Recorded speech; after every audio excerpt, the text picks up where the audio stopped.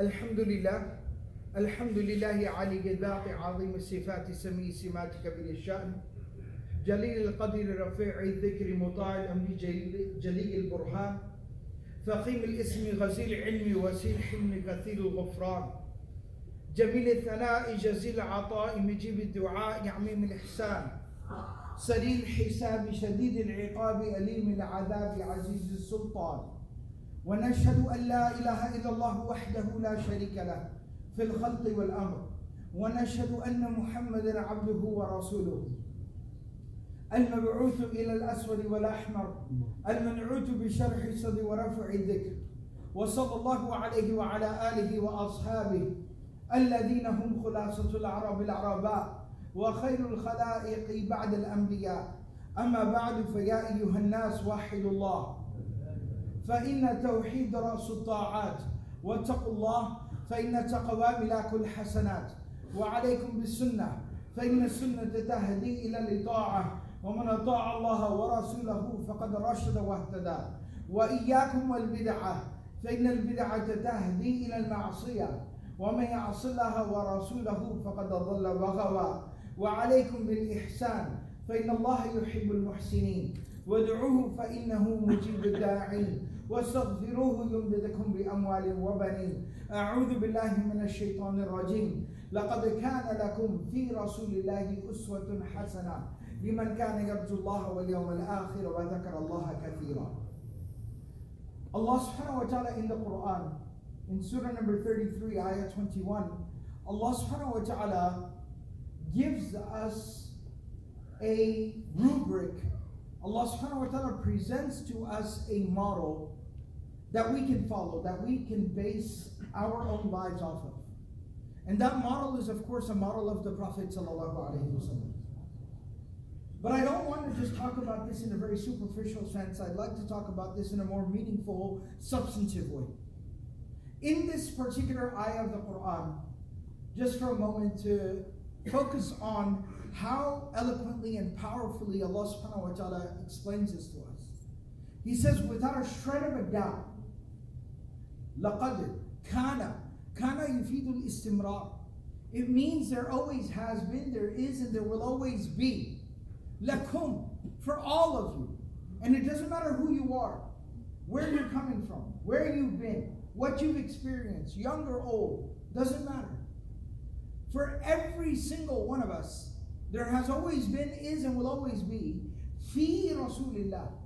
And the word fi in the Arabic language, the preposition, it means to put something completely inside of something else. For something to be contained within something else. Allah subhanahu wa ta'ala is saying, completely contained within the Messenger of Allah, Muhammadur Rasulullah sallallahu alayhi wa sallam, is uswatun hasana. Now the word uswa is translated in a number of ways in the translations of the Quran. The best understanding that I've been able to develop for myself after looking at the word uswa and researching this word is I would translate this word uswa as role model. And then hasana means the best, the most beautiful, the most excellent. So Allah subhanahu wa ta'ala is effectively telling us that there always has been, there is, and will always be, without a shred of a doubt, completely found within the Messenger of Allah sallallahu alayhi wa sallam, the ultimate role model. And you can always look back to his life and see how he navigated different situations and find guidance and direction for yourself. And I wanted to, as an example of that, I wanted to share a very particularly difficult and challenging moment from the life of the Prophet ﷺ. And that moment is the Prophet ﷺ and the early Muslims, they suffered a lot of oppression, persecution, and even violence at the hands of the Meccans. They tortured the early Muslims. They killed many of them, and they ultimately drove them out of their own homes. But 21 years after the message of the Prophet ﷺ began, in the 8th year of Hijrah, the 8th year of the Prophet ﷺ's residence in Medina, Allah subhanahu wa ta'ala granted the Prophet ﷺ and those early Muslims a remarkable victory. And they were able to walk into Mecca, and Mecca surrendered to them. It's called Fath Makkah, the conquest of Mecca. That Mecca surrendered and entered into the fold of Islam. And all those people who had made a career out of fighting and oppressing and torturing Muslims were now at the mercy of the Prophet ﷺ. And we know, generally speaking, how the Prophet ﷺ handled that situation.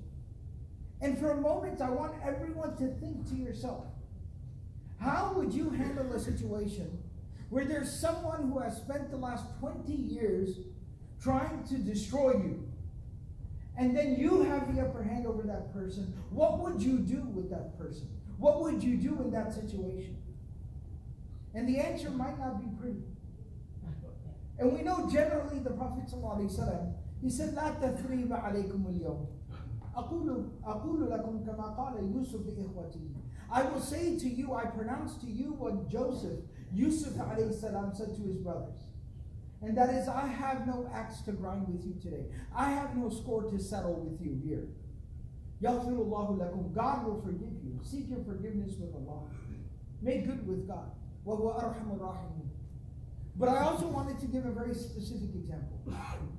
There's a fascinating story that I constantly revisit and think about. There was an individual in Mecca whose father made it the purpose of his life to destroy the Prophet ﷺ, Umayyah ibn Khalaf. And his son Safwan, alongside his father, was constantly a part of that same mission, Safwan. And after his father was killed fighting against the Muslims, he continued his father's work, so to speak. And he continued to oppose the Prophet ﷺ at every step. Even when the Prophet ﷺ and the Muslims had a peace treaty with the Meccans, he still protested the peace treaty. And he said, I am not okay with this. And when the Prophet ﷺ on that day, in the month of Ramadan, in the 8th year of Hijrah, when they entered Mecca, he fled. He left. And he said, me and Muhammad cannot make peace. And he left Mecca. However, his best friend, Umayr bin Wahab, became a Muslim. He came to the Prophet ﷺ and he said, I know that my friend Safwan has done terrible things, but I also feel there's still good in him. And I feel that you can bring that out, O Messenger of Allah. So grant him protection, and I will bring him back. The Prophet ﷺ grants it in an instance, blink of an eye. He's protected. No one will harm him. He says, can you give me some proof that I come on your behalf? And the Prophet ﷺ removes his turban that he's wearing on his head and he gives it to Umayr. And he says, show him this, because the only way you could have this is if I gave it to you. He finds his friend Safwan at the port, about to board a ship and leave forever.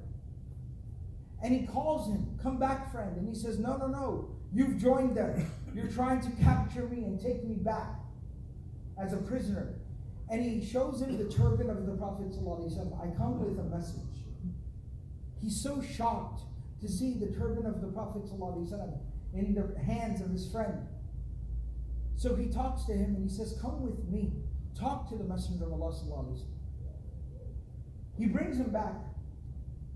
And when he sits with the Prophet ﷺ, the Prophet ﷺ invites him to Islam.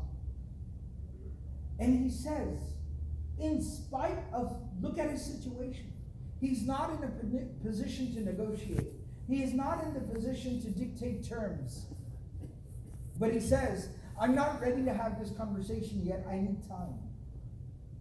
The Prophet ﷺ, the generosity of the spirit of the Prophet ﷺ, his heart is so big. He says, how much time do you need? He says, 2 months. He says, take 4 months. Live your life. Unlike what you did to us, where you kicked us out of our homes.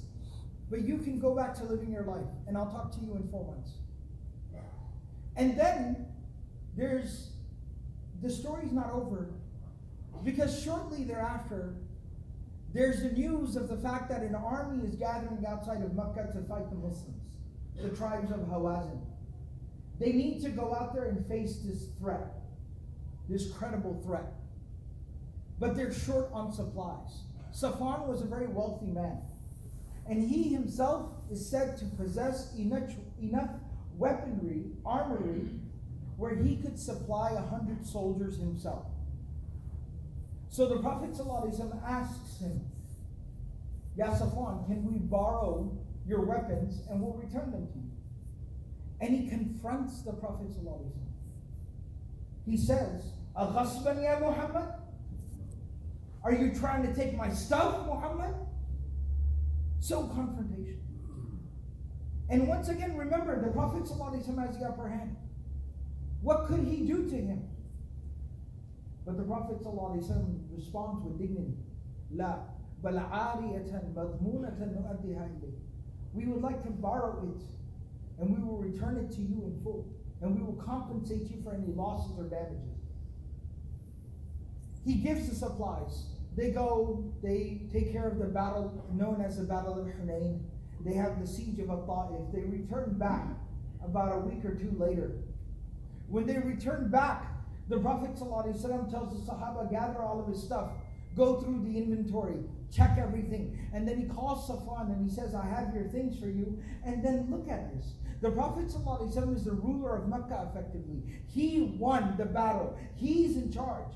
But the Prophet ﷺ has such trustworthiness, such integrity, such dignity, such nobility with an enemy, a sworn enemy, that the Prophet ﷺ tells him, here are your things, these are the things that are missing, these are the things that are damaged, how much money do I owe you? And when he sees this integrity on the part of the Prophet ﷺ, he says, La ya Rasulullah. Just a week ago, he called him Muhammad. Now he calls him Rasulullah. La ya Rasulullah. Inna li fil Islami raghba. I do not need any compensation. Rather, I am ready to embrace Islam. The integrity of the Prophet. That is who the Prophet was in spirit. That is who the Prophet was in character. The content of his character, the substance of his self. And that's why when our mother, Salama radiallahu ta'ala anha, in another narration, Aisha radiallahu ta'ala anha, when they say that the Prophet ﷺ, كَانَ خُلُقُهُ الْقُرْآنِ, he was a walking, talking book of Allah. He lived it. That's who the Prophet ﷺ. And this is what I mean. We all have relationships that are strained. We all have moments and situations where we are confronted with difficult situations and difficult people. And we're oftentimes trying to figure out, how do I navigate this?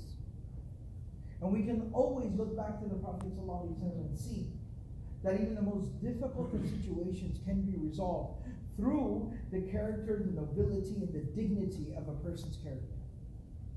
And how that nobility and dignity and integrity is an investment. It is not admitting loss. It is not cutting your losses, but it is an investment into the future. This ummah was not built by chance or perchance. This ummah was built and was grown and was developed through that type of investment of the Prophet ﷺ in the early generation of Muslims. بارك الله لنا ولكم في القرآن العظيم ونفعني وإياكم بالآيات والذكر الحكيم أستغفر الله لي ولكم ولسائر المسلمين فاستغفروه إنه هو الغفور.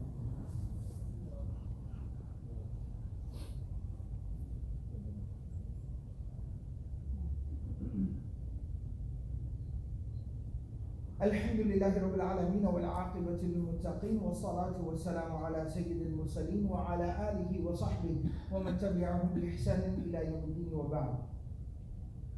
So in conclusion, it's essential and necessary for us to have a study of the Book of Allah and a study of the life of the Prophet ﷺ. Who he was, what his character was, how he navigated life, how he handled different situations. And that's why the Prophet ﷺ, I'll conclude with this, the Prophet ﷺ, that's why he said in his seminal address to all of humanity, particularly for his ummah, in the khutbah of Hajjatul Wida, when the Prophet ﷺ proclaimed, Taraktu fikum amrayn, I leave you with two resources, two indispensable resources.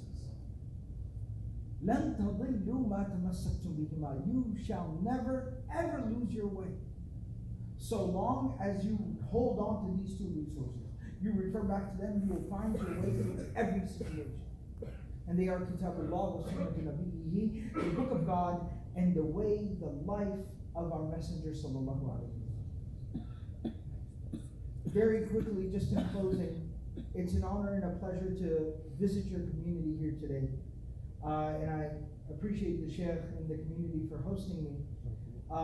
May Allah subhanahu wa ta'ala allow us to come closer to the example of the Prophet.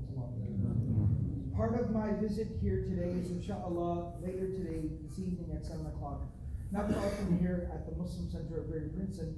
I'll be conducting a class inshallah called The Portrait of the Prophet ﷺ, in which we will study what's called the Shama'il Muhammadiyah, the in-depth description of who the Prophet ﷺ was and how he lived his life. The prophetic personality, what is that? And thereby, how can we start to be closer to the example of the Prophet ﷺ? So that'll be later today, inshallah, at the ISCJ-TV. So I invite everyone to come and join us there this evening. The class is open to everyone. Please come and join us. And may Allah subhanahu wa ta'ala allow us to be true ambassadors of the Quran and of the Sunnah of the Prophet ﷺ. May Allah subhanahu wa ta'ala allow us to be closer to the prophetic example. May Allah subhanahu wa ta'ala make us the millions of people coming closer to Allah and protect us from ever being the reason why people would go further away from Islam. Allahumma a'iz al-Islam wal-Muslimin. Allahumma ansur al-Islam wal-Muslimin. Allahumma ahdina wa ahdina wa ja'alna sababan liman ihtada. Allahumma a'inna ala dhikrika wa shukrika wa husni ibadatik. اللهم احسن عاقبتنا في الامور كلها واجلنا من خزي الدنيا وعذاب الاخره. اللهم وفقنا لما تحب وترضى. وصلى الله تعالى على النبي الكريم. قال الله تعالى: إن الله يأمر بالعدل والإحسان وإيتاء ذي القربى وينهى عن الفحشاء والمنكر والبغي يعظكم لعلكم تذكرون. اذكروا الله يذكركم وادعوه يستجب لكم ولذكر الله أكبر والله يعلم ما تصنعون. أقم الصلاة.